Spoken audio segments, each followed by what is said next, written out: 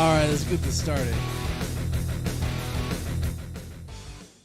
All right, so for today's stream, for tonight's stream, depending on when you listen or whatever, we're going to be talking about Love Bites. We're going to be talking about Love Bites here. We'll be talking about The Shining Volume 2. If you're a Love Bites fan and you don't know what that is, I understand. There's a lot of good things that happen with Love Bites, and sometimes things get caught and just maybe didn't make it your way. I don't know.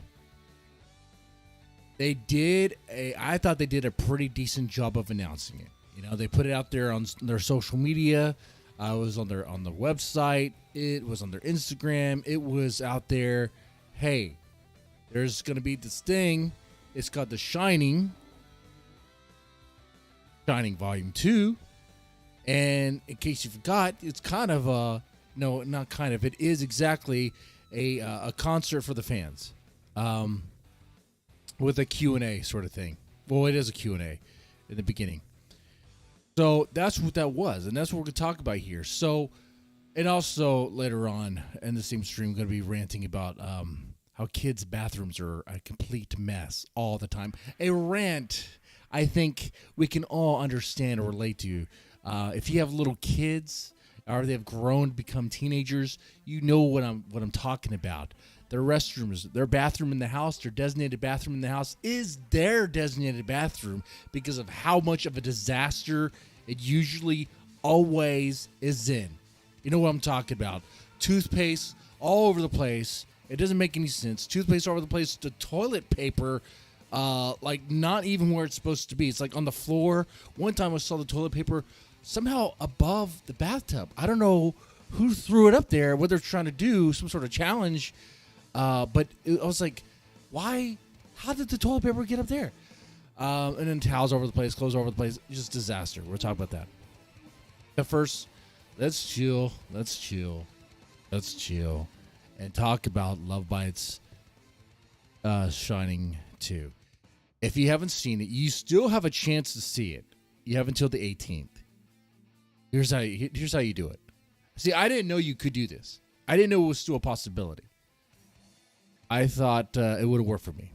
Hey, how's it going, Chad, the Dragon Lord in the chat? So you become a member.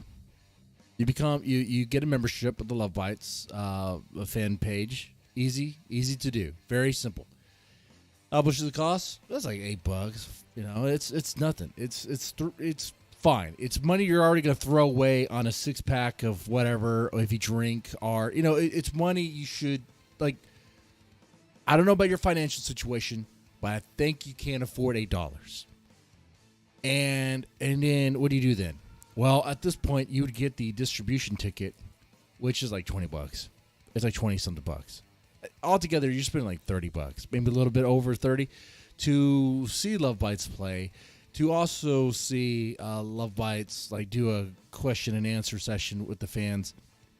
And it's a very intimate setting. It's a very close. It's a tight venue. It's a small venue, and it was filled out. It was sold out. Like it was packed, and they were right there, so close to the fans. I mean, they could graze them. They can give them high fives if they wanted to, shake their hand if they wanted to. You know. And the quality of the stream is really good.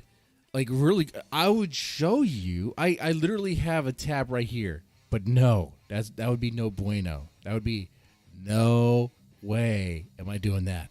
All right. There are screenshots from it though, which I'll put on the screen here. Let's go ahead and just do that. You still have a chance. You have until the 18th. If you catch the stream, if you catch the recorded version of it, and you're like, oh man, it's like the 19th or 20th, well, you missed it. And you know what? And it's not going to be on Blu-ray. I don't think this is going to be on Blu-ray. Here's the thing. This thing was good. It was really good to see. In fact, I even say it was great. It was great to see. I had a good time. I had a good experience. I enjoyed it. That said, there were some issues that it probably will not be a Blu-ray thing. I didn't think The Shining Volume 1 was a Blu-ray thing. Okay? It's really just meant for the fans. Like a limited thing. And it really doesn't cost much. at all. So it's nice. You support the band. You get to see them play. Oh, the best part. I'm gonna build up to it, but I'm gonna give you a hint of what it is. You probably already heard it, maybe. So there's a part at the end, okay, because they play 7 songs, but they didn't really plan to play 7 songs. They only planned to play 6. There's 2 encores. There was the encore, and then there was the other encore that was not planned. Okay, it was so not planned that when I understand that the roadies had to put together a tick track, like a click track, right then and there, and get ready to go for what song? Hammer of Wrath. Okay, and there was a thing with Fami. He was very nervous. She was very panicked. Okay, we'll get into that. But first, let's build up to it. So, all right. Yeah. So I didn't think I was gonna be able to watch this. I did not think I was gonna be able to watch this at all. I'll tell you why. Well, like you, probably, I'm not in Japan, and I didn't think that my bank would approve of this transaction. Be like, what's going on here? There's a strange transaction coming from Japan. This is suspect. No, that did not happen at all. And I'm not gonna really, divulge my bank stuff, but it's a credit union, so no issues there.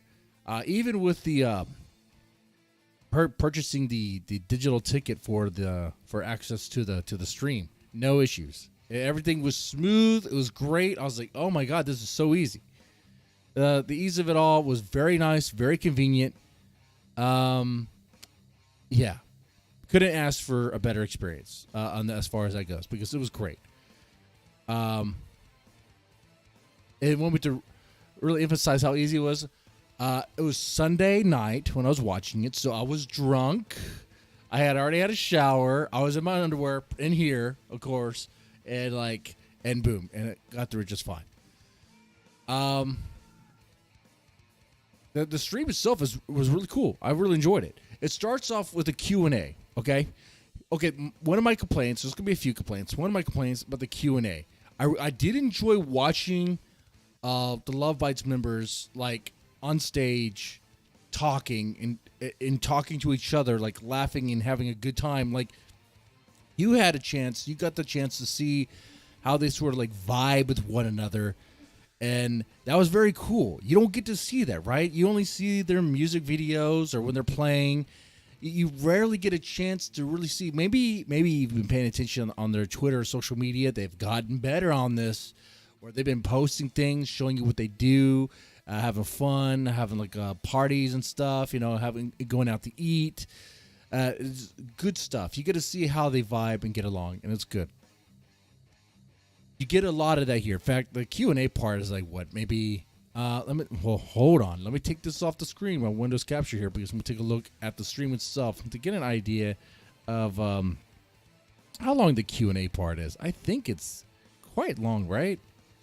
Let's see. I want to say it's about it seemed like 30 minutes of Q&A. Is that right? Is that not right? Let me see. When does it start?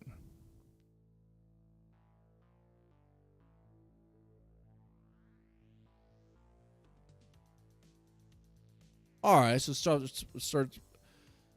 Let's see. That's a good place to start there. Okay. And then we keep on going. So it's probably 40 minutes. Yeah. It's about 30, 40 minutes if you just Q&A. Now, it's cool to see it because you get to see them very relaxed and very comfortable. You get to see how they dress and everything. And it's really cool. And you get to see them smile and talk. The bad part is, if you're from the States, or if you're not in Japan, or let me put it this way, if you don't speak Japanese, I'm very fluent in it, you're not going to understand anything. You're going to be lost in translation there, okay? You're going to be figuring out. It'd be kind of like when you're, I don't know about you, but when I was a kid, I used to watch the Telemundo channels because the Weather Girls and because their soap operas were just always spicier. I had no idea what they said. Okay? I was an 8-year-old, 9-year-old, 8-year-old, 9-year-old in Houston, Texas. I didn't take any Spanish classes yet. I have no idea what they're saying, but I was paying attention. I was watching and trying to figure things out. And if you follow this channel, you know I watch a lot of streams and videos of Japanese women, like, you know, doing various skits and stuff, and I have no idea what they're saying. Just kind of figure it out as you go.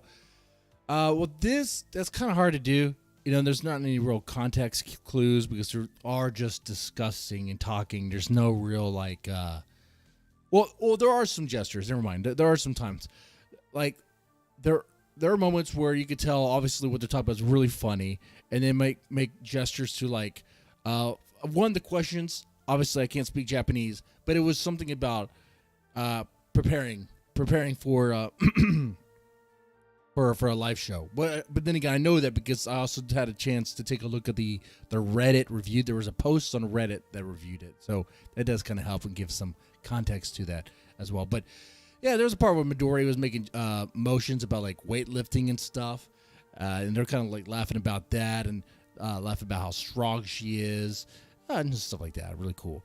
I just really enjoyed it, man. I thought they looked really, really nice there on stage. Let's see. But yeah, it's not subtitled. It's not translated. So that does kind of suck there. But it was cool just seeing them smile, man. And speaking of smile, throughout the whole show, there was like a wide grin on Fami throughout the whole performance. And it was like a kid on Christmas morning. She was happy. It was like that nervous, giddy, happy, like it was like ecstatic. It was like it was everything she's ever wanted. Okay, that was the kind of smile. It was just beaming and glowing. You already know Midori's smiling. Midori smiles all the time too. You know, just beautiful. You know, from Midori to Asami, sometimes Miyako, but Miyako was a little. You know, she does have that serious face. She has that. I don't want to say resting, you know, bee face, but I don't mean any disrespect by that. She, at times, Miyako does have a kind of a cold face at times. I like it. I like that look, you know. But she did, but with that said, I mean, she did smile here and there. Man, there was times where, like, Asami was, like, real relaxed on stage. Just, like, resting her arm on Miyako's shoulder.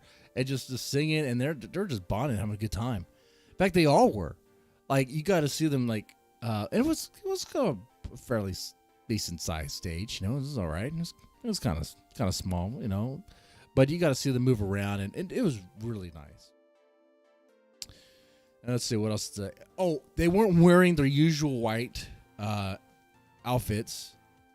They were wearing the black outfits, the goth outfits. The outfits that you saw when they did Bravehearted, the music video for when they were released, when they after Fami was picked. You also saw those outfits, I believe, in the Judgment Day music video, but there was like hoods over them and stuff. But you've seen it. I think you might have seen it before. I did a whole video on those outfits. I was like, man, are they going to use these outfits again? They did. And they probably will in the future. Think about it this way. They could potentially have like, they could change up the wardrobe now. They could have like dark nights and light nights, okay? They can have a home jersey or an away jersey. You know, they could change it up. I wouldn't mind. I don't think the fans would mind, as long as they look great playing, and they look amazing playing. Let's see, what were the songs that they played? Well, you see it on the screen here. This set is it. They opened with a Crusade, which is a great song to open with. It's a fantastic song. Okay, it kind of has that Aces High sort of sound to it from let's say Iron Maiden. It definitely is paying homage to it. You know, paying tribute to that. But it's Love by its own. I mean, it is so fast. So it's but there's things in this live performance I was hearing that I don't think I've really paid attention to in the studio version and previous live versions. Like a lot of the hammer on, you call it hammer-ons, right? What Miyako was doing during the I believe the chorus just sounded really amazing. It sounded really good. It just sounded like this like this rainfall of just beautiful notes in my ears. It just sounded so great. I loved it. I absolutely loved it. There were a few times when things seemed off a bit. As great as things were, and they were firing on, I want to say, all cylinders for the most part, some things happened. You know, it was like little things. You would hear it every now and then. That seemed a little off. But you may not catch it the first time. You may catch it like the second time you watch this or third time you watch it. Like, oh, okay. Oh. There was an issue that Asami, and actually I think, definitely Asami and Miyako had with their earpieces. They were kind of like messing with them a little bit throughout. And in fact, Miyako at one point just took it out and put it back in later on. But she had like one ear piece was in, the other ear was out. There was issues like that. There was never any issues with the drumming. That timing was fine. I never noticed anything with that. Haruna is a beast. Haruna is a machine, a well-oiled machine. She was great, very efficient. So it never got like that. It was just little things,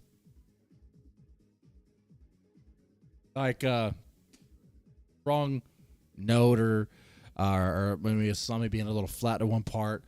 Just little things. But as they kept playing, though, they just played through it. You know, it was great. It was kind of like watching them just kind of jam, which was kind of cool. I don't mind that. In fact, I would pay to see that. If there was a way to pay to watch them rehearse, I'd pay to see that. For $30, I will watch a live stream of them just rehearsing. They can make as many mistakes or whatever as they want. They can have as many bloopers as possible. I would still enjoy it. It'd be great. Then again, I think some might consider me a pretty good fan. I don't know about super fan, but pretty good. I would say a super fan, but you know. And then we have Rising. Rising's good. Rising's a fan favorite.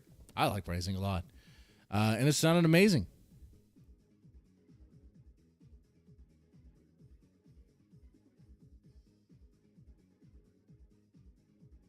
It's a very uplifting song, you know? That was one of the songs that really got me into Love Bites. But the best song that night, well, there's two of my favorite songs that night. One of them is the one after Rising, No Time to Hesitate, which was the first time that song was ever played live. No Time to Hesitate. So you still have time. Go watch this now so you can watch that song played live. Okay? Yeah, there's a chance they're probably going to play it live in future live shows. Yes, most definitely. But if you want to see it now, you can. As of the night of this recording, or the stream. But yeah, it was amazing hearing No Time to Hesitate. That is a really good song. That was that was a cool song. It has a nice edge to it. It has a nice vibe, especially with the lyrics. I believe, if I'm not mistaken, I think I've done a video where I looked at the lyrics of that song. You know, it's a song about living free, trying to live your living in the moment. You know, kind of like a carpe diem, seize the day sort of song. Because there's no time to hesitate. Yeah, right? It's exactly it. But it was good to hear it. It was a good song. Stand and Deliver. Okay, so right after No Time to Hesitate, Fami goes into the center, goes in front, and starts wailing on her bass. It was cool. I liked it. But something happened. Something was happening. And it was like, first off, the bass just kind of cut off. Like, literally, something happened with the chord or something, and like the bass just stopped. At first, I thought maybe someone like cut her feed. I was like, what happened? Like she's playing the bass, but the feed's gone. You know, and you know.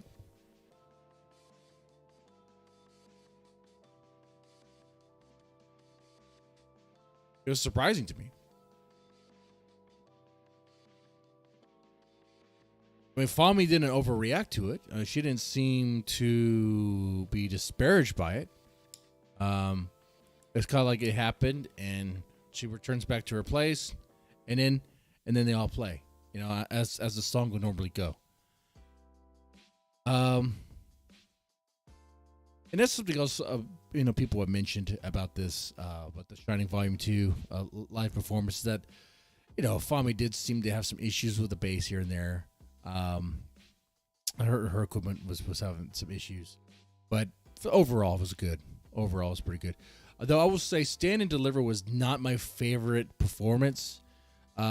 Between the issue with the bass and when they would sing in unison, it was a little at times it was a little interesting. It was a little interesting.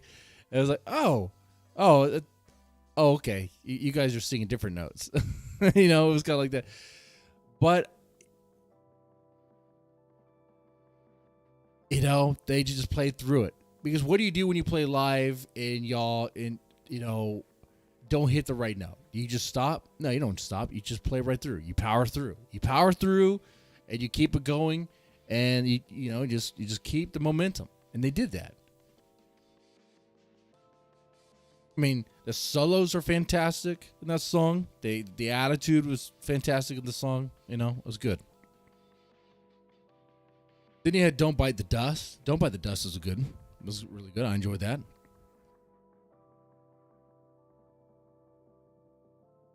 That song has more of it's like a very hard, like classic rock sort of sound to it. It has that sort of classic rock rhythm to it. But it's really good. I definitely enjoyed their performance of that. Then they had Braveheart. Braveheart is amazing.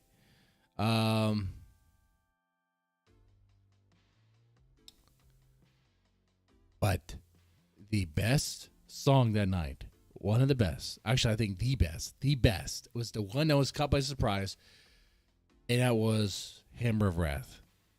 Hammer of Wrath. So they weren't planning on this. Okay? Like I said, they only planned for 6. But they went back out on the stage, and then you could hear, obviously, the crowd speaking Japanese, but I heard the word hammer, and I was like, oh. Yeah, this is it. Keep in mind, I had already read the review in the subreddit, so I knew it was coming, but I did not know I would hear from the crowd the demand for that song. And then, like, Asami looks at them and was like, is that the person who said it? Okay, well, he's going to get it. Whatever. I think she said something along those lines in Japanese. And then Fami was, like, panicking. She was like, you know how Fami is. If you've ever seen Fami, she speaks so fast. But it's like, no. And they all turn like big sisters, like big protective sisters, like willing to encourage her and help her keep her wits about her, They're very good. They're very constructive. They're very, very helpful. They huddled together. You could see the smiles. You could see the concern. Miyako was like, you got this. You got this. Midoriya's like, you got this. You got this. We could do it. We could do it. We could do it. We could do it right now. Let's just do it. Let's just do it live. Do it live. Okay? The roadies were setting up the equipment for this song. Was, I think, dropping or retuning the bass. In this song, Miyako wasn't using her flying V. She used her, her kind of like brown colored guitar. You know what I'm talking about? And then they were talking to someone off. I think they were talking to the people, the roadie, for making the click track and all that. And after that, they were done. They're ready. They're like, all right, let's do it. And Hammer of the Wrath begins. That very powerful, very suspenseful drumming. It just started like that. Okay. And with that very kind of Egyptian sounding riff. Riff. Really good. Really good. Very powerful song. Hammer of Wrath is another fan favorite. Yes, any Love Bites fan, name their top 10 Love Bites songs. I guarantee you Hammer of Wrath is going to be on all of them. If not on all of them, that's a weird exception. Okay? Hammer of Wrath is going to be on all of them. It's going to be somewhere on that top 10.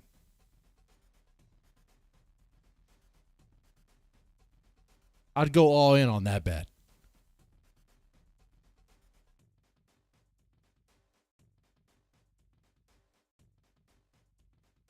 Yeah. And that song actually has some moments where it's bass and drum. So how did Fami do with that song? She was panicking. She was freaking out. She wasn't prepared for this. How'd she do? She did phenomenal. Dude, it was the best song that night. It totally made up for like what happened with Stand and Deliver. Okay, so when you watch this, like I said, you still have time. Crusade starts fine. There's little things here, but it's good. It's fine. Rising happens. No Time to Hesitate is a banger. The Stand and Deliver, okay. Well, things happen. Don't About the Dust is good. Braveheart is good, and then they come back and they give you Hammer of Wrath, unplanned.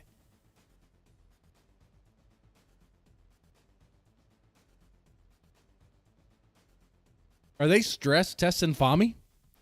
Are they stress testing Fami? Are they trying to see, hey, how much can Fami take before she breaks? But they're doing it with kindness and welcomed open arms, No, they know Fami can do it. They know Fami can handle it. They know she can handle it.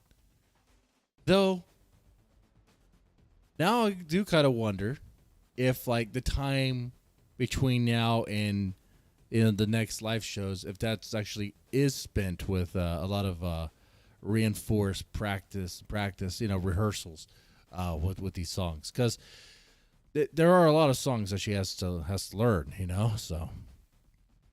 so there is that. But Fami is really good. I mean, you've seen her YouTube channel and you've seen how she plays. You heard her on the Love Bites album. So she's good. She's capable. She's more than capable. I mean, we all know that. It was just funny, and it was very it's funny and very humanizing to see her kind of panic in that moment. It's like, oh shit, I'm not ready. I'm not ready for this. What?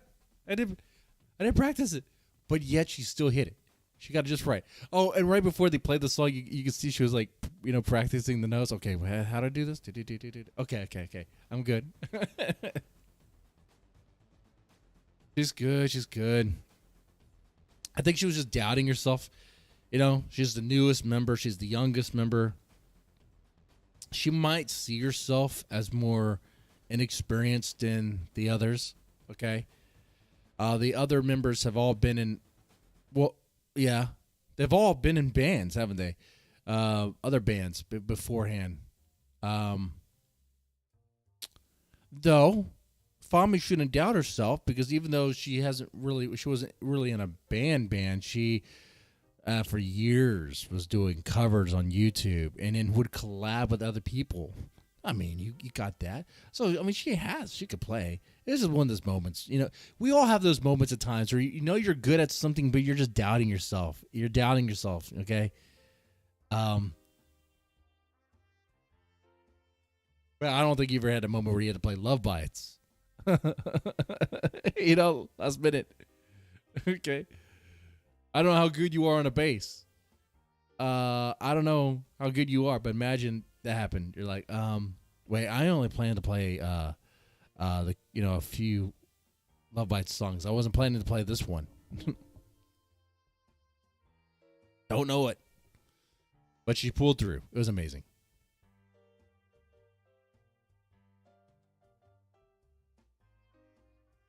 Really good. Would highly recommend. Someone mentioned, I believe, in the Love Bites Discord, which if you're not in, definitely get in there. It's a good place to be. I think I could plug it. I think they don't mind if I do. As someone who is a content creator and streamer, I try to be humble in those places because I don't want to overstep or interact too much. I just wanted to, chime here and there and all that. But yeah, if you're on Discord, there is a Love Bites Discord. I would definitely include a link to that in the I'll include a link to that in the description box and the chat right now. I don't know.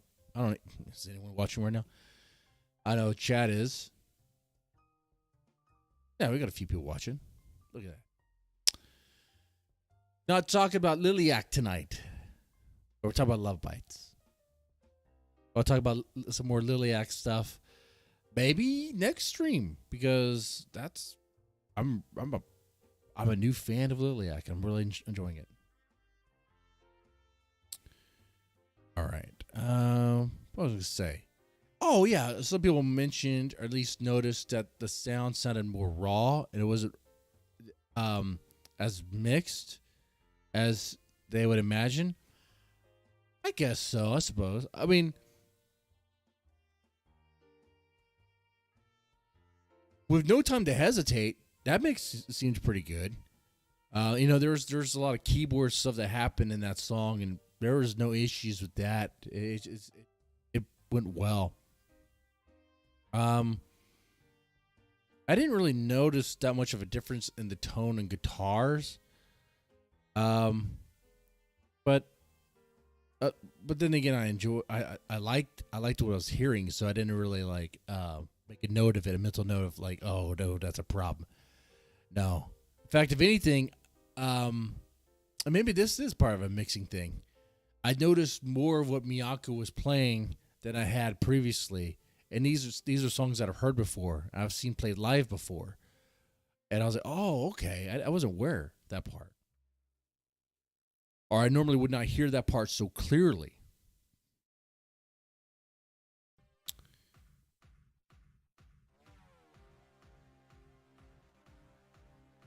Yeah, Midori. Yeah, Jad, you're right. Midori gave Fami a hug of encouragement to play Hammer of Wrath. She did. A very strong bear hug. I was like, you got this. Oh, man. Good stuff. By the way, if you're watching right now and you're a Love Bites fan, you like this, make sure you press that like button and subscribe if you haven't already. I definitely would appreciate that a lot. And, yeah. I did see in this subreddit that someone was shitting on this thing. I wonder if I could bring it up. Bring up a little bit of negativity to kind of I guess, complain about that. Let me bring that up real fast.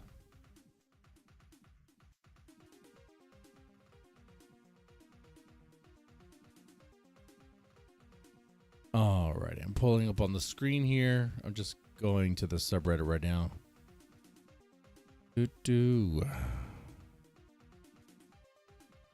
So, did you guys already see this?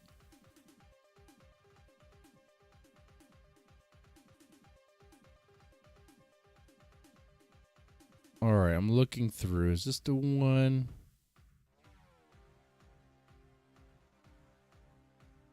This might be the one. Let me just put it on the screen. That way I can share it with you guys.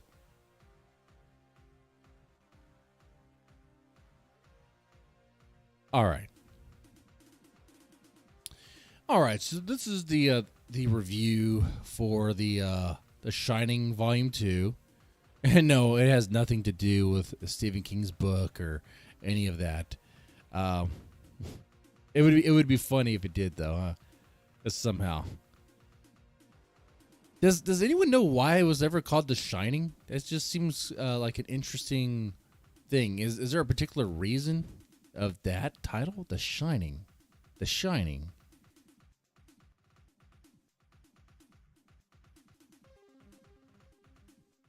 It is an interesting title to give a fan concert.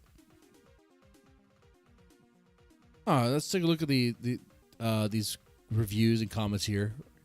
Thanks for the share, man. Let's see what's this one. Thank you, great review. It was a surprise that they played wearing black dresses, wasn't it? And my God, they played No Time to Hesitate. Fami indeed fits perfectly, and she was having lots of fun. She definitely was having lots of fun. The black dresses was nice. I look forward to them changing that out every now and then with the white. You know how Baby Metal will do like, at least they've done things like that in the past, where they change the outfits. They could do it. I mean, bands do that all the time, but they don't have to. It doesn't have to be like that. They don't have to do it because other bands do it. They just do themselves. They do it because they want to. Let's see. It's also noteworthy that they dressed in all formal black instead of the traditional Love Bites all white. The black outfits seem to be quasi-official alternative stage uniforms. It does. Like, it's kind of like how teams may have they'll have a home jersey and an away jersey, kind of like that. This guy says, I really enjoyed the stream. There was a couple technical issues. Yeah, there were technical issues. Technical issues did happen, of course. But I love that they played No Time to Hesitate. That was worth it too. No Time to Hesitate and Hammer of Wrath were my absolute favorite songs during that stream.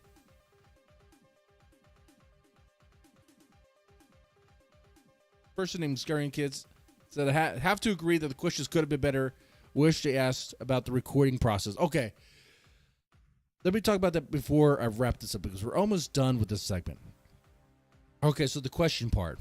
So it's really hard to kind of be like, I wish they asked better questions when you don't even understand Japanese. So it'd be like, I don't even know what they're asking. But it looks like they're having a good time. But, yes, it sounds like for the people who did understand, they're like, well, they're asking questions. And some of the questions were kind of goofy. They kind of, I guess, just have fun. Like party questions. Like if you had a magic genie or a magic lamp, like what wish would you want granted? Okay. That's kind of like a fun little question to kind of to learn something about the band members that you didn't know. Something about them, something kind of interesting. It kind of colors it, I feel. Though I think some people would rather want more technical things, like the process of writing some of these songs, the development process, and he didn't really get any of that. I mean, there was a few questions. One, I think, where it was asked if Asami ever mishears lyrics, and she talked about that. What do you do to prepare for a live show? They did talk about that. But I think if you're looking for that, I think you're better off reading like the interviews that the band has been doing with various magazines. There's one recently that I talked about on this channel where Midori, and also there was another one where Midori and Miyako were being interviewed, and they talked about the process, and it was very interesting. I learned quite a bit from that. So if you don't go into this stream thinking you're going to learn something from the Q&A. Unless you speak Japanese, you're not learning anything. Okay, no, that's wrong. What you are learning is that you're learning about how they vibe together, how they get along. You're seeing them have a good time, laughing and joking about things and all that, which is cool. I'm good with that, but you won't really get anything other than that. So if you're okay with that, that's cool. But you got into this. If you did get into this, you got that ticket to see them play, and you do get that. Like it said, it's about 50 minutes, almost like an hour. 7 songs that they're playing. So it's overall worth it. I would say. But you have to act now. You have to act fast if you still want a ticket. Okay.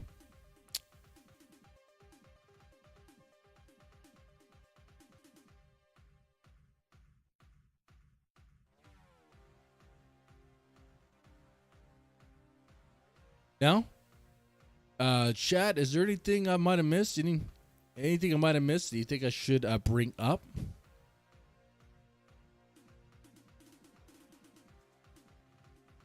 And it looks like the comment I was looking for was down voted to the point to where I can't even see it now.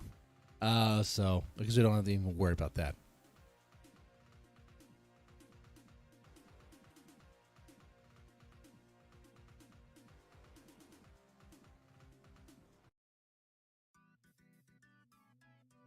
Okay.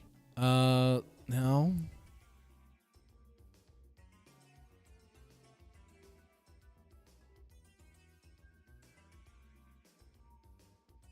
Okay, I'm checking a few things here. All right, there we go. Okay. So yeah, definitely let me know if there's anything I might have missed. Yes, the band members were very like, look, man, after watching this, I already had this thought. Like the members of Love Bites, they love their fans. They appreciate their fans. They really do. I believe that 100%, okay? And having watched them play this little show and seeing how they are, like, they gave an extra encore. They didn't even have to do that.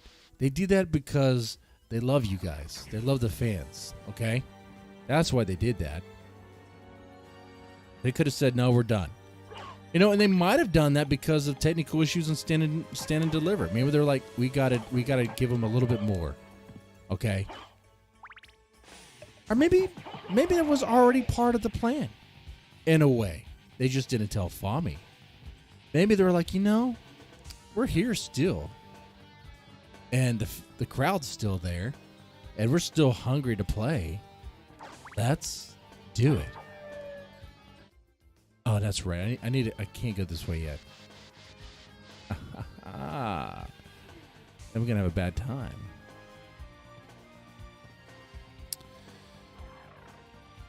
But yeah, you definitely get to see that. You'll get that impression quite a bit from Asami blowing kisses to the crowd and doing winks. Oh man, when she was playing No Time to Hesitate. Oh, okay. First off, you got to know the lyrics of that song, and her doing that little wink several times to the crowd, to the audience.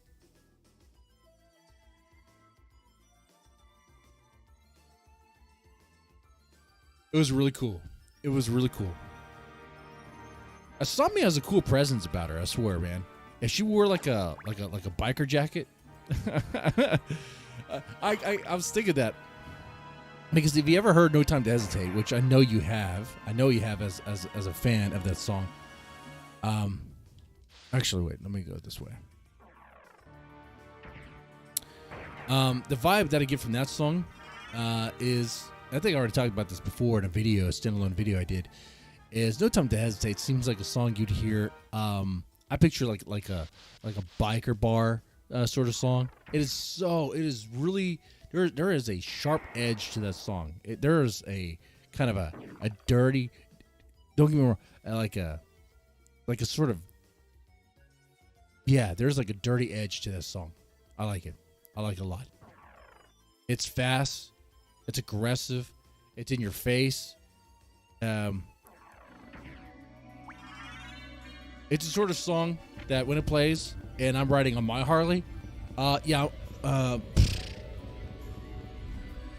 I'm going, I'm just going full throttle. Okay.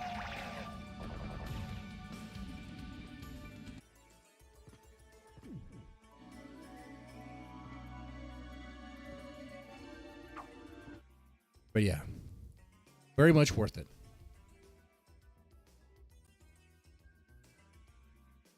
Now, let's take a minute. Let's take a quick minute and talk about how the kids' bathroom is always a complete disaster. It's like, and you know what I'm talking about. We could all relate to this. I mean, if you have kids, you know what I'm talking about. Even if you don't have kids, whoever went to your friend's house and they have kids, you know what I'm talking about. You know what I'm talking about. It's like when you step into that bathroom, it is like a parallel universe where like cleanliness goes out the window. There is no cleanliness. Okay? It's like I don't even know, I don't know how it gets that bad. You go in there, the sink has toothpaste all over the place. There's toothpaste on the bathroom mirror. on the wall, splattered about. It's like, how did that happen? How did that happen? The toothbrushes are all over the place. And I say all over the place. I mean, I'm not talking about all over the place in the sink. I'm talking about they're on the floor, on the bathroom floor. It's like, how did this get down here? How is it so hard to put toothpaste on the toothbrush, brush your teeth, and then put it back? I mean, clean it and then put it back. No, it's not like that. It's like they put it on the toothpaste, but they put the toothpaste on the toothbrush, except it's not that like that because it's all over the place and they missed it, so it's all over the sink. It's all smeared and matted, and then when they brush your teeth, they somehow spray it all over the wall and the mirror and everything. Just complete utter mess. And that's just the toothpaste. Oh, and then of course after they're done, they don't put the brush back in the holder. No, they somehow just throw it down, and where it lands, it lands. It's like kids just don't give a fuck. They don't give a damn. You know, it's just a complete disaster. It's a hurricane of disaster. And I mean, if kids are left to their own if they're just left to their own to take care of themselves, it would be a disaster. Imagine a house where like the parents just leave for like, you know, maybe just 4 hours, maybe 8 hours. The kids are just left to themselves. That would be a complete disaster. Oh man, there'd be like Cheetos over the place, chips over the place, toys everywhere, messes everywhere, all sorts of stuff spilled. Be a complete disaster. Well, that's how the kids' bathroom is. And you know what I'm talking about. Definitely relate to it. I mean, you step in there, and it's like, why is the floor wet? Why is the floor wet? Do I want to ask this question? Is it water? I hope it's water. I pray that it's water. It's like, where's the water coming from? Did it come from the, what was it when one of the little rascals were taking a bath and just splashed over the place? Was it when they were showering and they got out and they're all wet and it's all over the place? Or could this liquid on the ground be something else? It is by the toilet. I don't want to know about that. You know? This is gross. Absolutely gross. Used towels on the floor. Dirty clothes on the floor. The worst thing about the dirty clothes on the floor is you also learn at that moment, oh yeah, my kids apparently aren't wiping either. Holy shit. Holy shit. You know what I'm talking about. So we meet again, Alucard. And then it seems so. like I said, the toothpaste is one thing. Friendly as ever, I see. Sometimes there's other This colored castle is stains on different the than wall. I remember it. Ever had that issue? Ever had that problem? This castle Where it's is a like, creature of chaos. mm, It may take many why am I incarnations. seeing a brown So I stain can't right trust my there memories, by huh? the toilet? Oh, How well, how I'll do my did best. a splatter of shit get there? And you may wonder, it's like, am I gonna have an issue?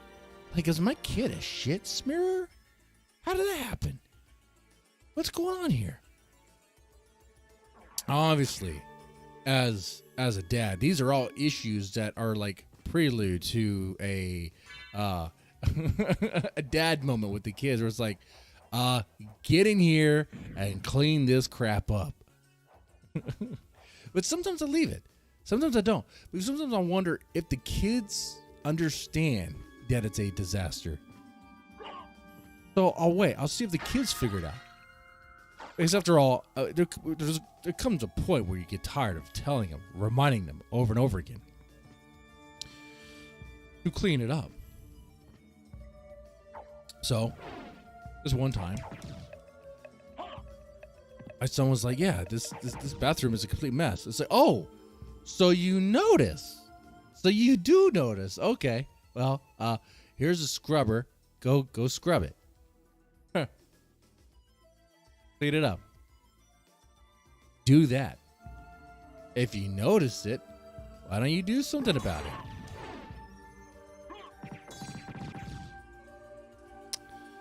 Oh, but that's too much work.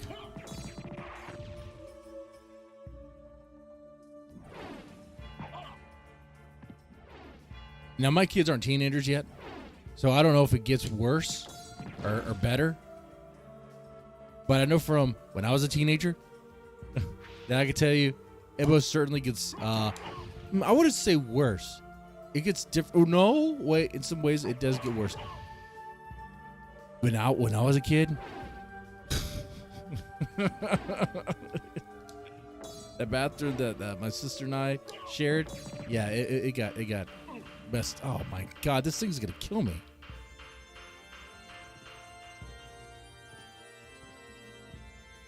I need it.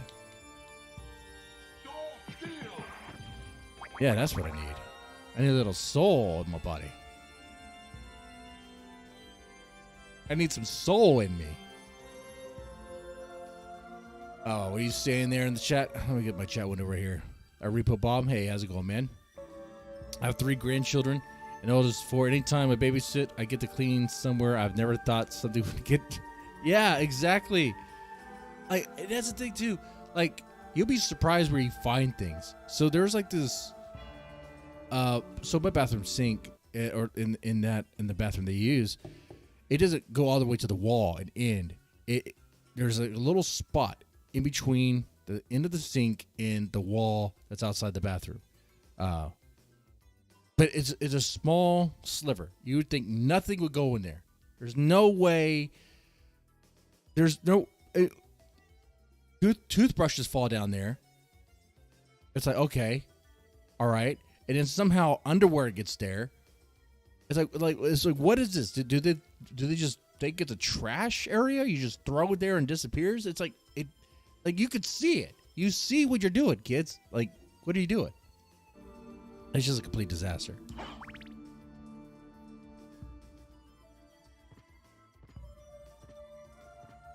And I would like to say that when I was a kid, I was better. Oh, man. I would like to say that.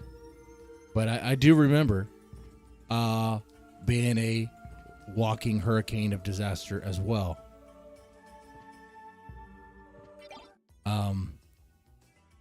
It's just somehow kids just don't comprehend that they don't really perceive the mess. They don't really care. It doesn't faze them. They're like, oh, like I said, my son was like, yeah, it's messy. It's like, do you see the amount? And okay. You know how hard toothpaste gets when it's just like when it's all formed, and there's like layers upon layers of it. It just kind of piles up. It's like you could use that stuff to patch up holes or cracks in a sink. You could use that to patch up cracks and holes in a bathtub. Okay? I'm pretty sure you probably could if you let it just sit there for a long enough time. But yeah, there'll be. Oh man, there's times where I couldn't even see the sink. It was like toothpaste all over the place. All over the freaking sink.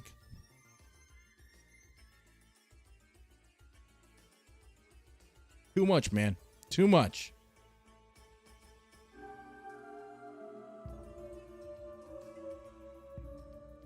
Oh.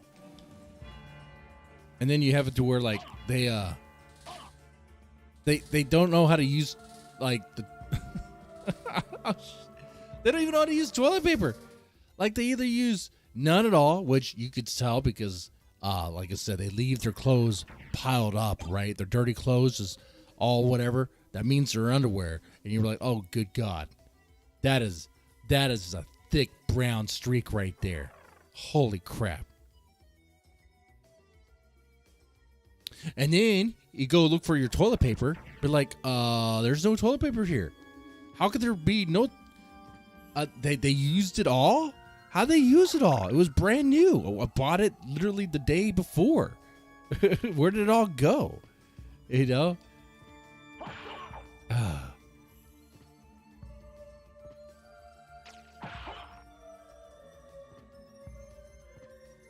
One time I went into the kids' bathroom and the toilet paper roll was like on the floor, like rolled away, far away from the toilet. I don't even know how it got there.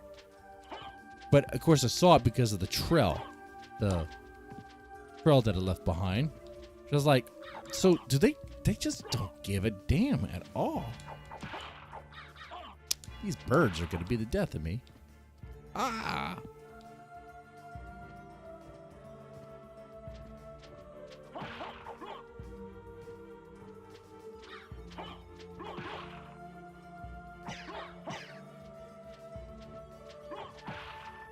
Oh, and I think I already shared this.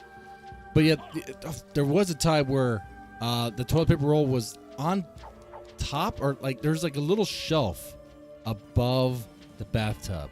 It's like, you know, you put some like, you put like a thick of soap there or whatever. I was like, okay. I was like, how did it get up there? Who would think? Who in their right mind? A kid, of course. Who in their right mind would go, oh yeah, let me take the toilet paper and put it above the bathtub? A kid. Oh man, I can't get there. There we go. Complete disaster. Complete disaster.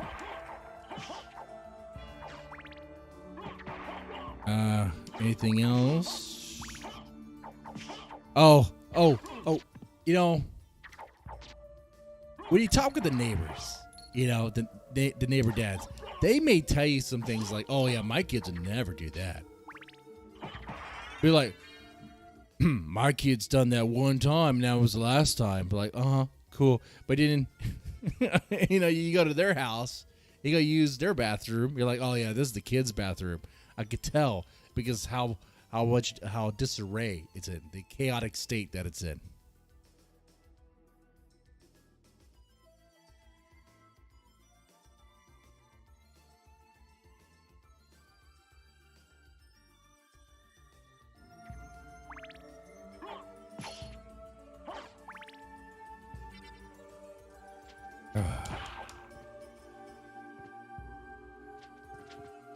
Yeah, kids' bathrooms, man.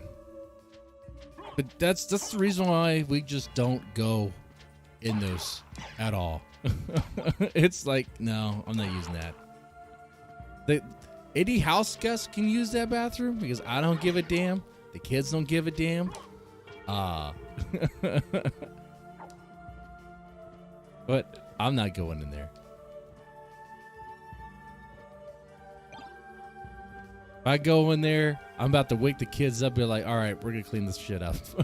This is too much.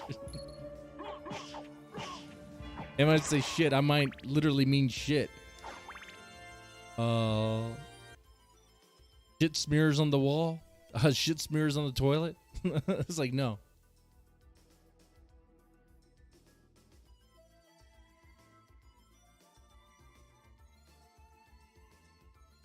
So, Repo Bob, what do you think of the, did he catch The Shining Volume 2?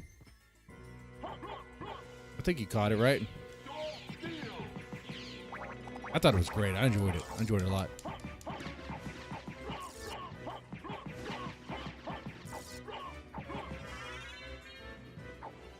Oh, wait. I gotta kill this thing.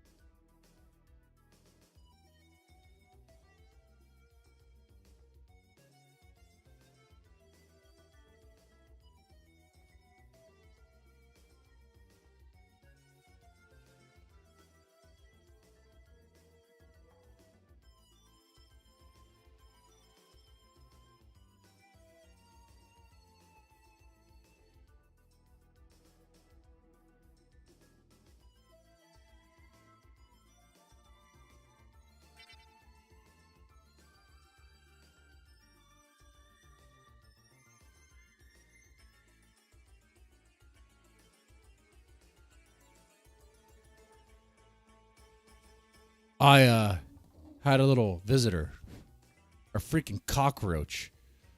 Of course, my elaborate studio is in the totally not in a garage, and a roach totally didn't crawl through underneath the garage door. But to see one of those things, they have to murder it, have to squish it, have to destroy it, have to. I hate those things.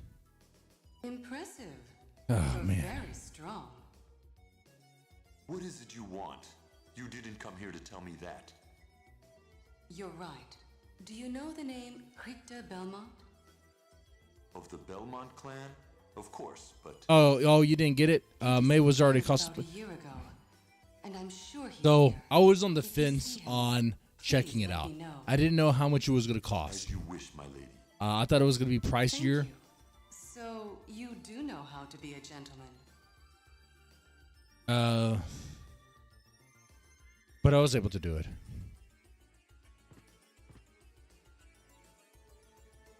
Now, with all these great bands that I'm being exposed to, there are going to be some that I'm just not going to be able to, like, if I do see a show, I may not get a shirt, you know. We'll see. But I enjoyed it. I enjoyed it a lot.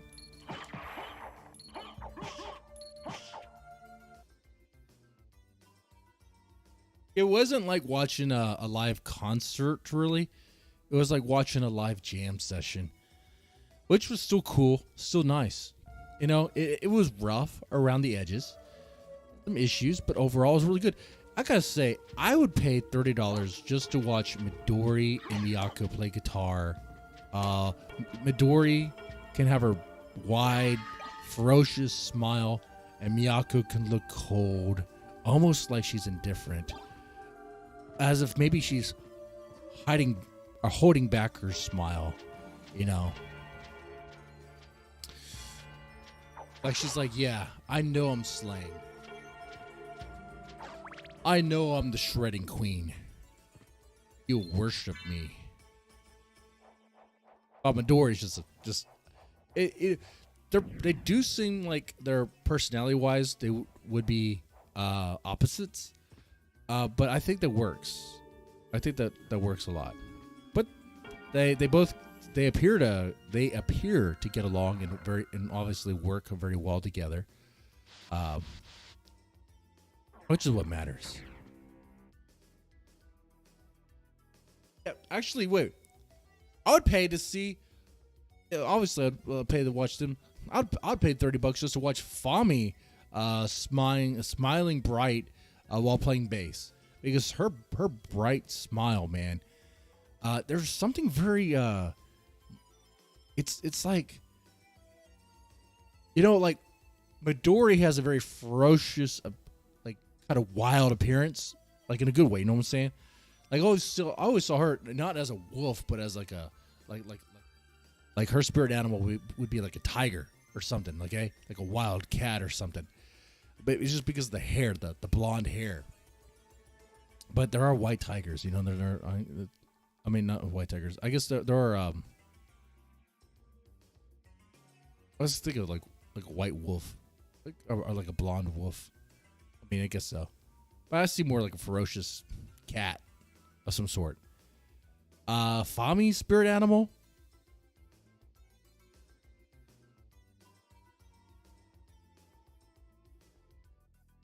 Huh. What would Fami's spirit animal be? If I perceive Midori to have a spirit animal of a tiger, I don't even know, man.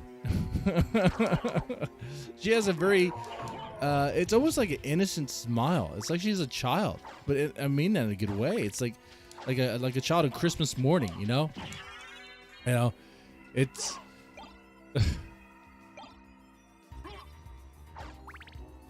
Like it just glows.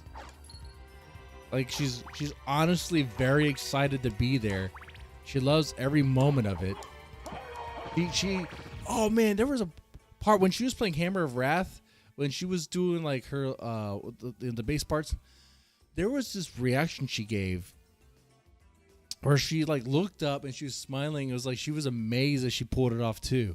It's like little things like that. Her body language is just so good. I'm not sure what her spirit animal would be though.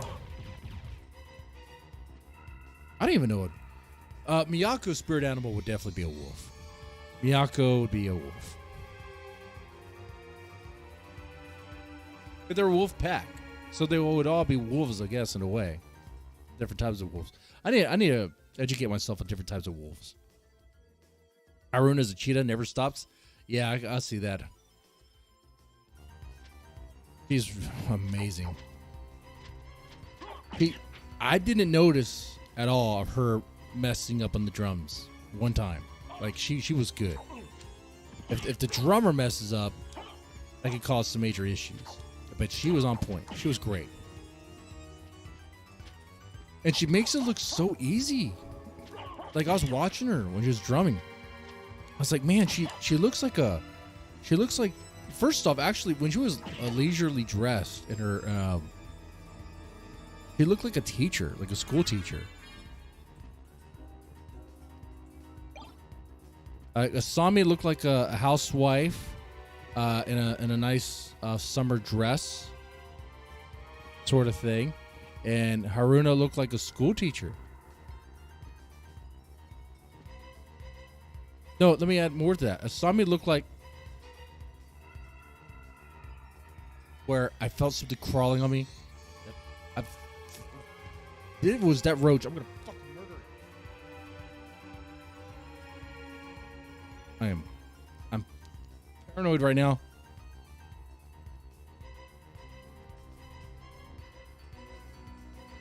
I don't like roaches. I do not like roaches.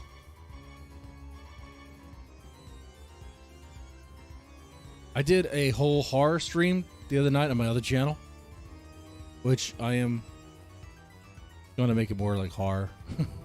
But it was supposed to be. Take everything back to how it was. I did a whole stream about roaches. I did it just for me because I'm afraid of roaches. Well, not really afraid.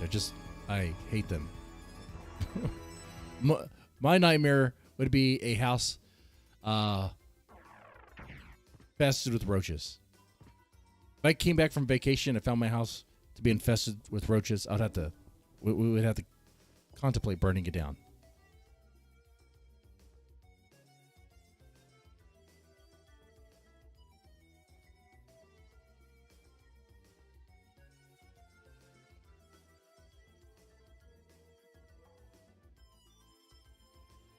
Did you ever play Castlevania on streaming Fallout 4 real life? Yeah. Fighting radioactive roaches.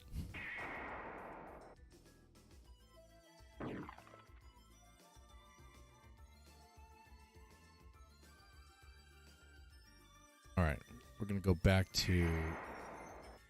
Actually, we could go. There's two ways we could go here. Anyway, as far as we're talking about spirit animals, whatever. I don't even know where I was gonna go with that. Other than I like what you said. Haruna's a cheetah. I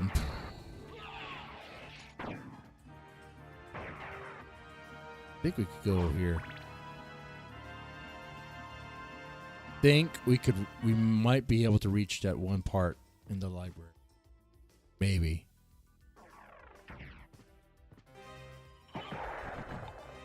We'll see.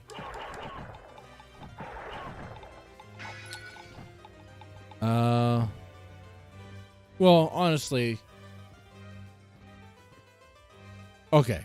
Real fast, quick, dirty, just is what it is.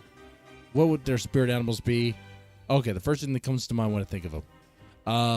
Midori definitely is a cheetah. Not a cheetah. She's a saber-tooth. Or she's like a cat. She's a tiger. A saber-tooth? She's a tiger. Yeah, tiger. Miyako is a wolf. Haruna, I agree. Cheetah.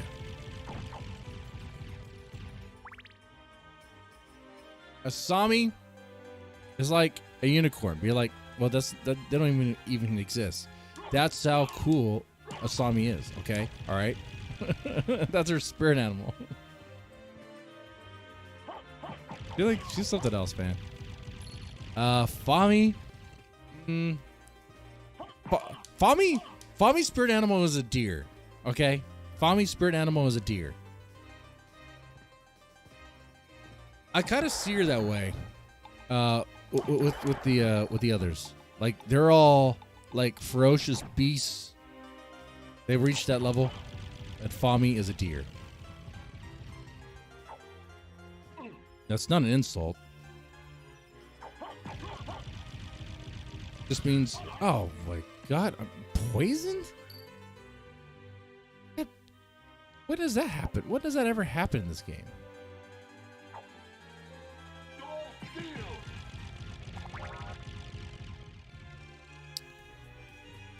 Yeah, I definitely say that. Follow me, spirit animal is a deer for sure. I see her like when I saw her on the Shining Volume 2. Yeah, she was like a deer, kind of getting along and having a good time with a bunch of ferocious beasts, wolves and tigers. Okay, that like her. You can hang with them.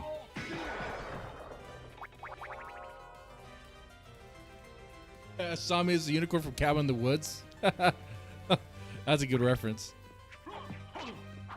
Great movie too. Oh my god. Wow. Shit, these things are fucking kicking my ass. Fucking little guy. Oh. Oh my god. Let me get some health. Oh, we're gonna have to wait for my magic to get up. Man, I'm getting my butt kicked. Oh, this will help. That'll help a lot.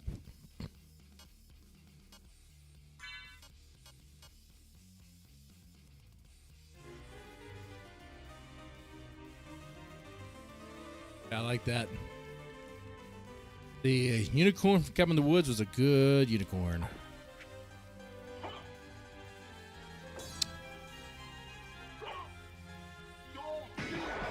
There we go. I'll take this stuff. All right, we're done. We're done, guy. We're done.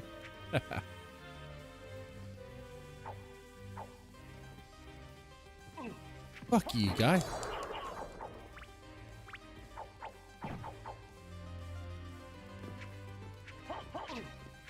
Man, 13 damage. 13 damage. And I'm using these this because I think are they the strongest weapon I have so far? Oh, that doesn't mean to do that.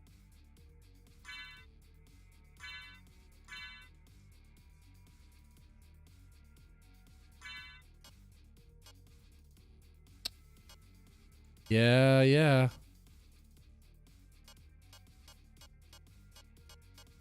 Fist it is.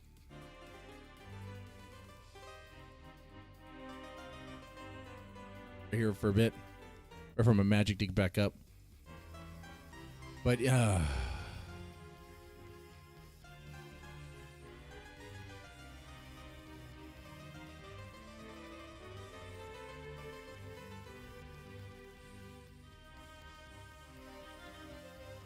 was pretty cool. Here in No Time to Hesitate. I didn't realize that was first time it was played live.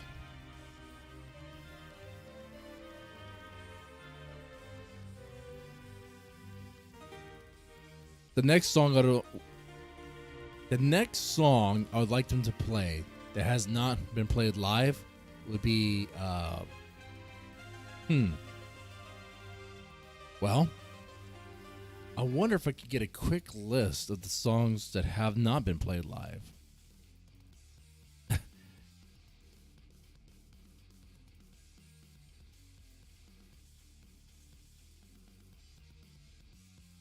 Let's see.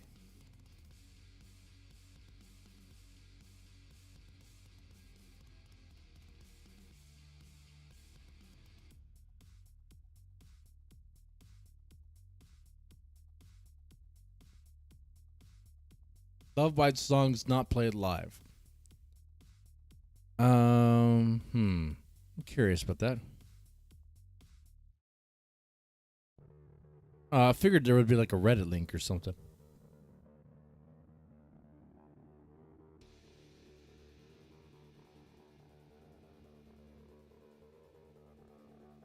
Dystopia Symphony?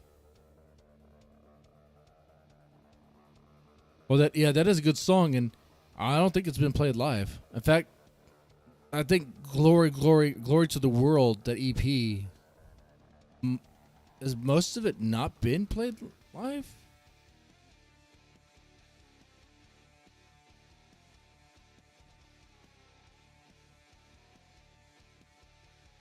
Well,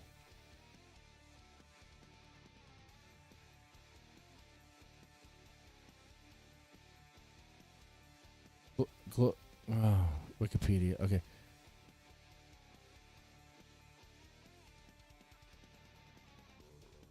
Yeah, No Time to Hesitate. So, half of it has not been played live. Well, less than half, because you include Winds of Transylvania. Because Glory to the World's been played live.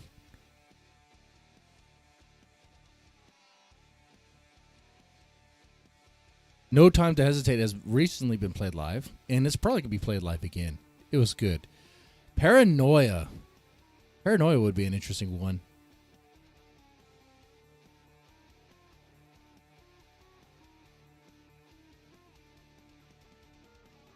You know, you think if it wasn't for COVID, that EP would have been something different. They would have made it. Oh, actually, if it wasn't for COVID, the EP, not only would the EP be different, Miho might have. Do you think Miho would have stayed if they're still touring? And you know, sometimes the Miho question, we already know the answer. We already know why she left and all that. But it's like sometimes I think about her and I'm like, well, I guess she just wasn't. You know, she just. She's trying to figure out what she wants. I guess she figured it out. She just wants to jam with other bands, like do covers and stuff.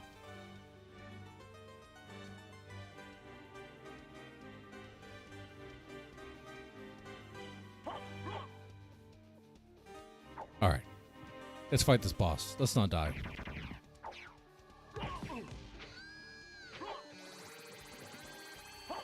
Well,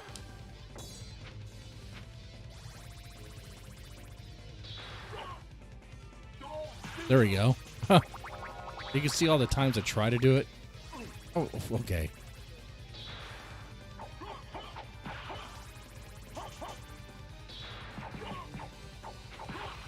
Punches do a lot of damage, so.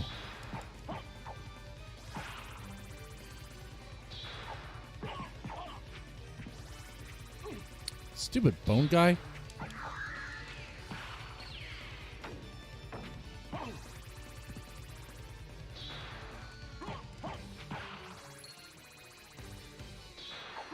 That thing would be annoying.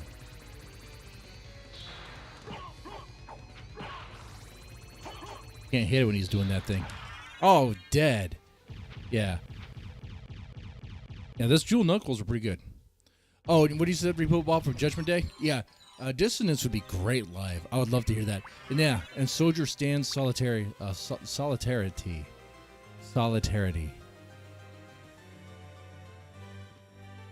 I think I often mispronounce it and say Soldier Stands Solitarily. It's Solitarity? Okay. I mean, okay. But yeah, it's a good song. Oh, I'm not ready for this area. I don't even have mist. Just have the dog. All right. Well, we got experience. Oh, let's get this. We're gonna need that. Oh, wait. We could now go to the Coliseum. I mean, that place would probably kill me. But we can go there. Oh, maybe I won't die.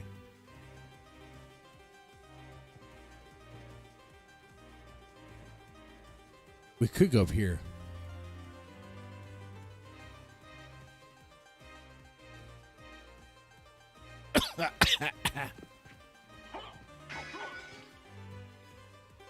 Oh, we can't reach it? Are you kidding me? Oh, you suck. Look at that. You can't even reach that. That is stupid.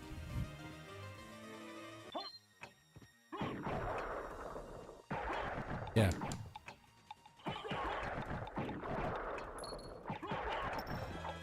I will do that.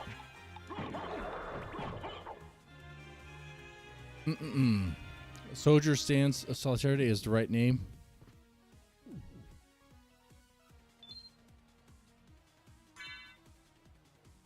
Oh, okay. Solitarily. Yeah. It's a good song.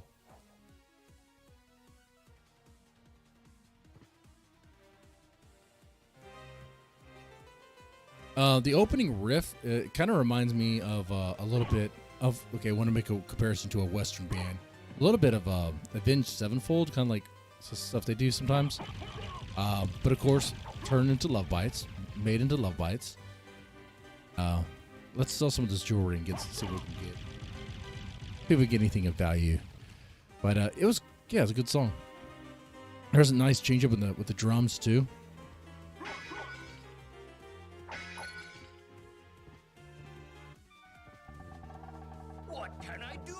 It would be a good song to like the lyrics in that song.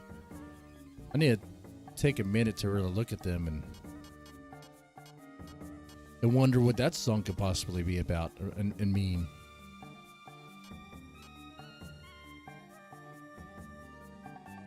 I don't need any of that. Oh, that's right. Let's sell. I'm interested in this.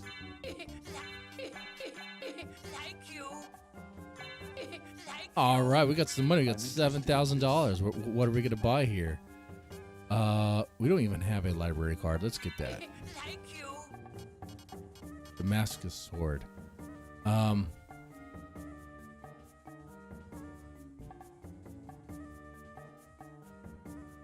that two-handed? Where's that cape? The one. This one, the one that you select the colors. Oh, that's a lot of money. Any accessories? This metal.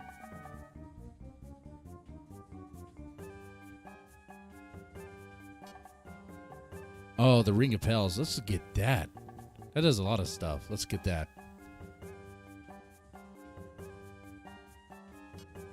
We do not need a map.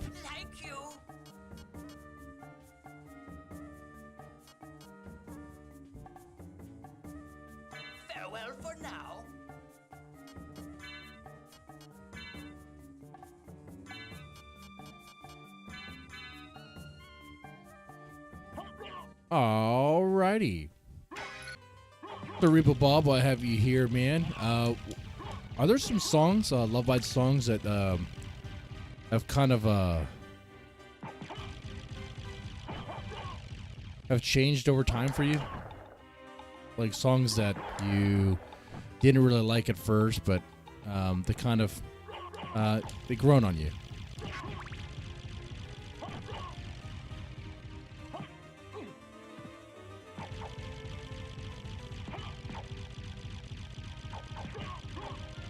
The slower songs are usually like that for me. Like I think Edge of the World, was that one? Or was it no. That one. Let me look at their tracks again. The name is on my tongue. I just can't think of it.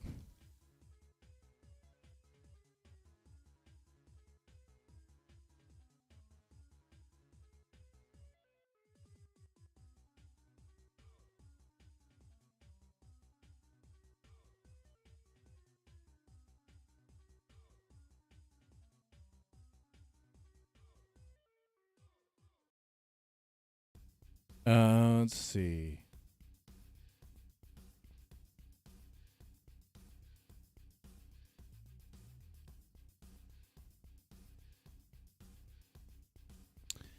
Inspire is definitely one of them. It kind of has grown on me.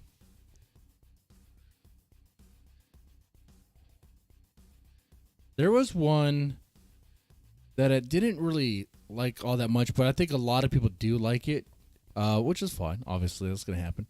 I think it's the Black Sea one, that one. But it has grown on me.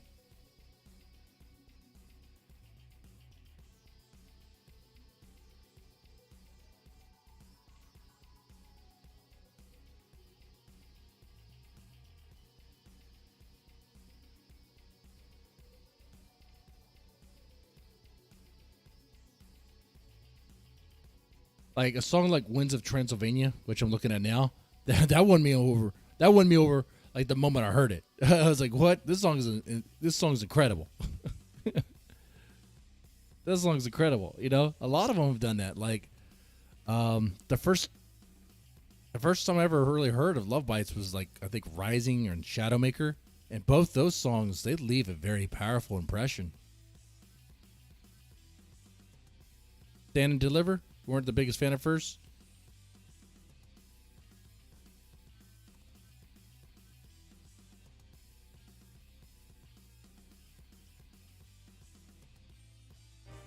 Now, Stand and Deliver for me was an instant win, but sometimes I will skip it every now and then.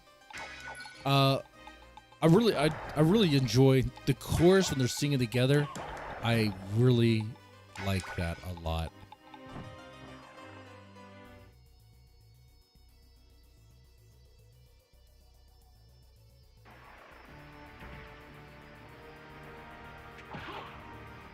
I didn't think I was really going to like We Are the Resurrection as much as I do. There's like little things about that song.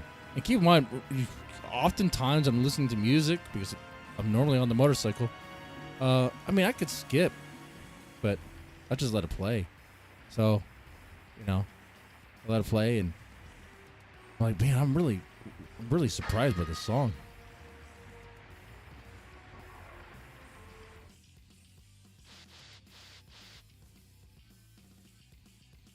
Midori's guitar in that song is just something else. The way she makes it scream or whistle, just very impressive. What the heck? Going well at all.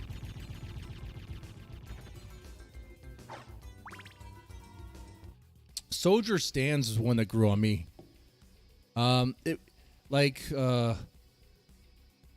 far as on the Judgment Day album, it was one that kind of grew on me.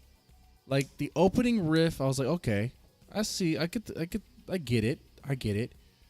But when I just let it play, yeah, it gets overall, I start liking it more.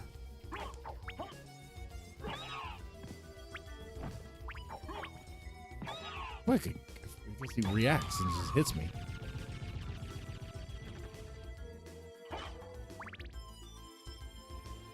Maybe I should have got a sword or something.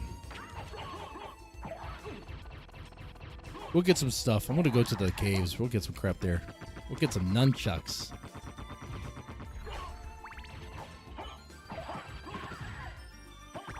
You probably like that creature, huh? That monster's pretty cool looking. Oh. She's spitting fire. She reacts when you try to attack her.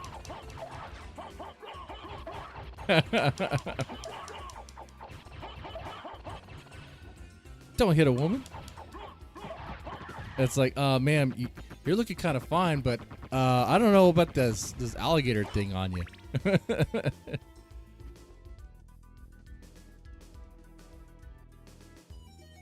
That's a strange growth right there.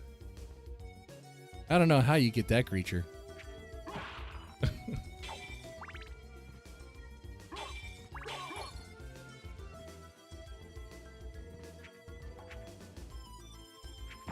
Like, ma'am, do you know that you're part alligator or whatever that beast is?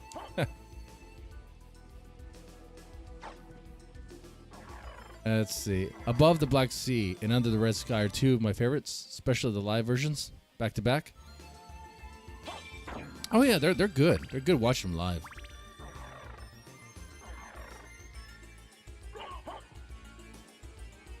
Sometimes when we listen to music, it might be other factors like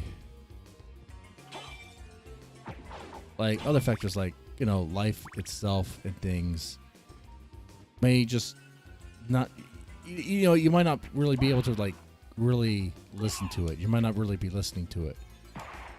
There's even been a few reactions where I don't know if I was really paying as close attention as I should or whatever. Like, there's been a few reactions where I don't think I really gave it the time I should have.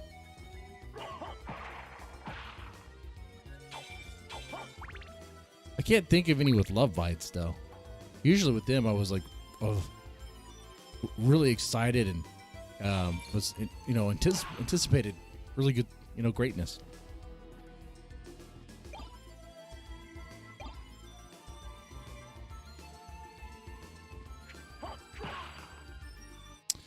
I had a Baby Metal reaction that I might want to just redo, honestly. Just delete it and just do another one. Because think about it. It's like, man, even the comment section was like, you look bored during it. It's like, I wasn't bored.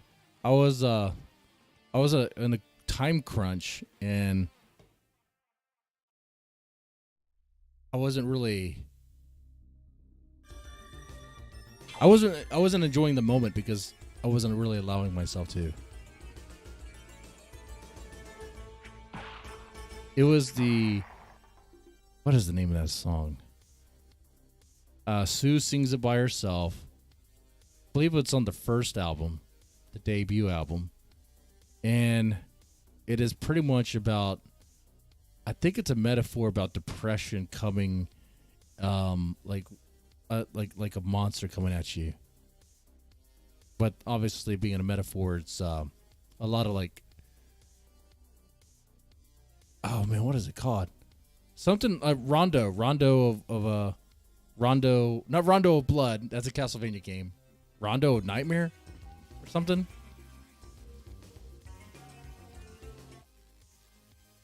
You don't want to know how that creature was conceived? How do you breed with that creature? I mean, there was clearly a butt. But I don't know how you get in anywhere else. I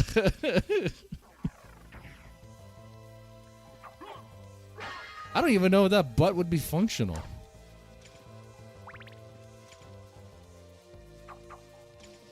Ah, these guys. This is going to be a pain with this. I'm going to want to get a sword soon. I mean, I have swords I could use, but the fist pack a powerful punch. No pun intended. So I'm like, I do want to change, but like it works. Ow. Until it doesn't. Okay. Got you, guy. Let's see. Oh, you fuck. Are you serious? He's hurting me. He's not even moving. Yeah, I'll take that. I was actually going to use a stopwatch at the clock, and I did not do that.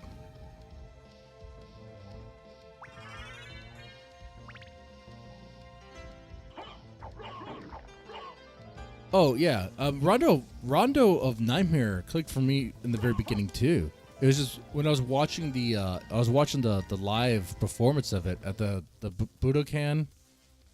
Was that the Budokan Red? I'm not sure which one that was. And it was a great performance. I enjoyed it. But I could see what they're talking about on my face. I do look bored. I look like I'm not really enjoying it. And it's like, but I was enjoying it. I'll just redo that reaction.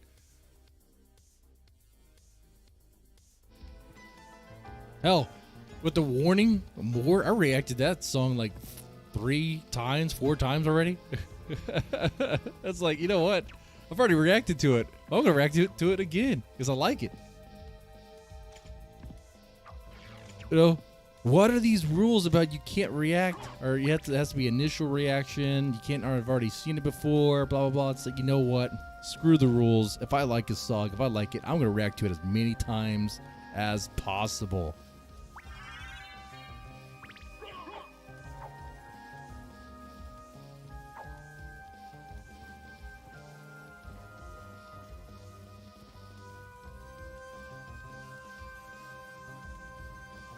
And shit, man, my toolbox is kind of a, tapping into the AI stuff has been kind of interesting for me.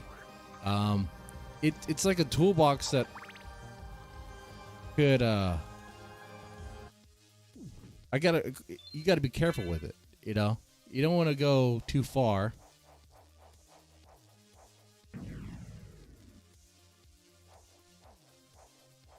Just have fun, like the video I did where I was, I guess, pretending as like Joe Rogan was chewing me out for like not watching Bandmade live. I like that. I thought that was funny.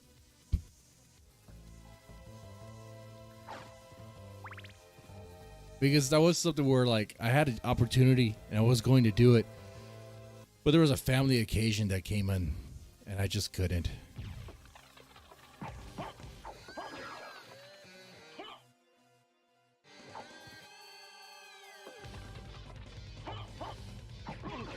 Come on, Snake. Yeah, there we go. Oh, this boss is going to be easy. Easy, easy, easy. Just watch out for the water.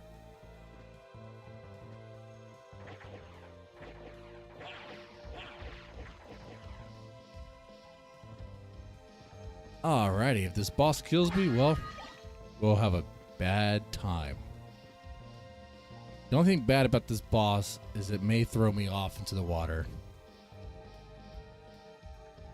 But as long as I can pull a soul steal, so you've seen it already. My effectiveness with a soul steal is like hit and miss. I'm not perfect with it. Oh, I'm not. How am I supposed to reach her with my fist? I didn't even think about that.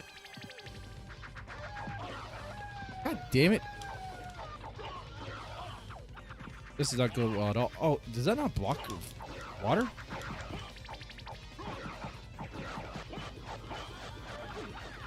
I don't block her water. Water spells. Okay. I'm gonna get her there. I'm gonna punch her wolves, man. I'm punching you. Oh, look at. Well, that was easy. It took like 3 punches. Wow.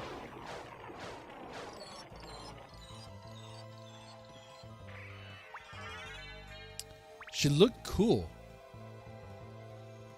She looked really cool with all those wolf heads and stuff. So it's half wolf, half octopus, half hot human female. That doesn't make any sense. There's like 3 halves there. This percentage, this fraction doesn't make any sense. It's like 60% of the time, it works all the time.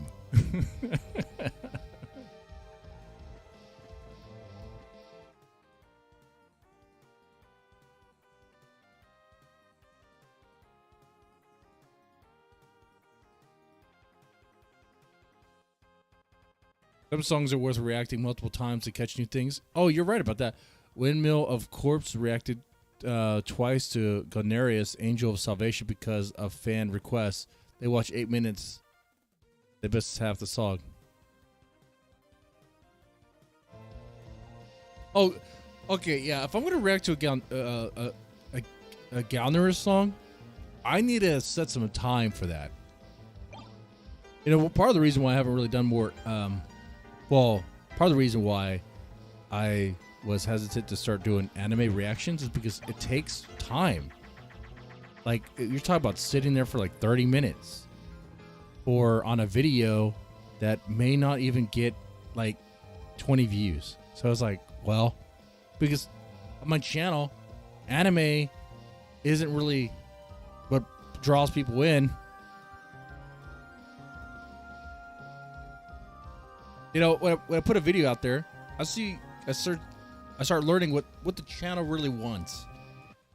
What does this channel like? It likes music reactions. Okay. Music reactions OB.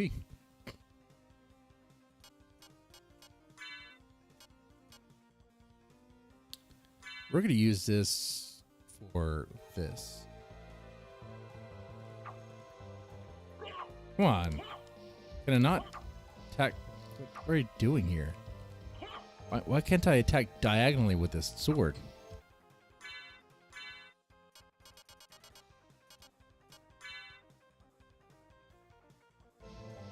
There we go. Just know that sword sucked. The bamboo sword. There's so many weapons in this game.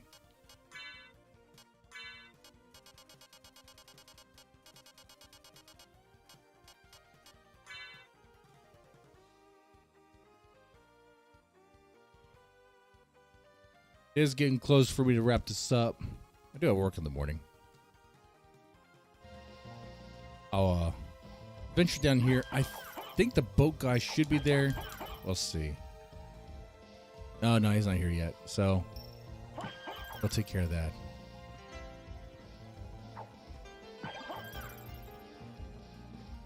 We'll take care of that later.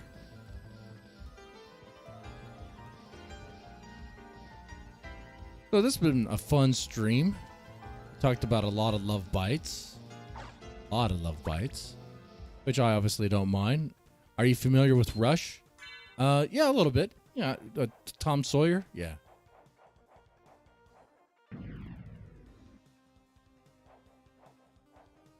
I'm not like a Rush super fan. Rush is cool when Rush comes on. But I don't own a Rush shirt. And, but, yeah. But it's not like I don't like them.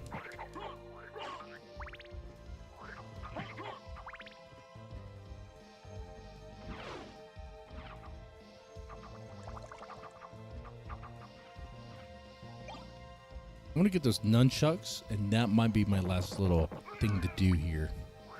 I think I just fall in here. Now this water is gonna kill me. Oh shit. I'm gonna die. Let's not do this. Let's not do this. Oh. Oh, look at that. Wow. Talk about a bad time.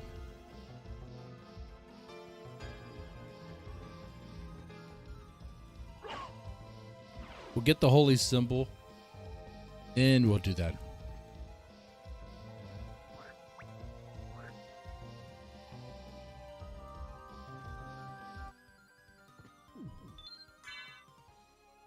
Oh, was that a $50 t-shirt? That sounds like a $50 t-shirt. Don't tell me it was $75.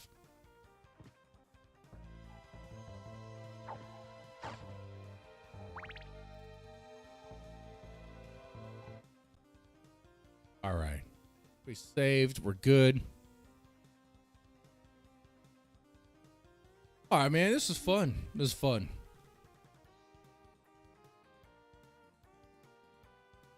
All right, Repo Bob. Thanks for hanging out. Anyone else in the chat? Whoever's watching. Thanks for watching, man.